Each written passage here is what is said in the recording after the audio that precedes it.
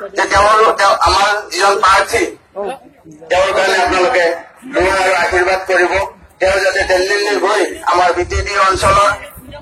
শান্তি আৰু উন্নয়নৰ হকে কাম কৰি যাব পাৰে আৰু 2020 চনত যাতে আমি ERDF আৰু UPPL লগ লাগি আমাৰ BTC অঞ্চল আমি উন্নয়ন কৰিব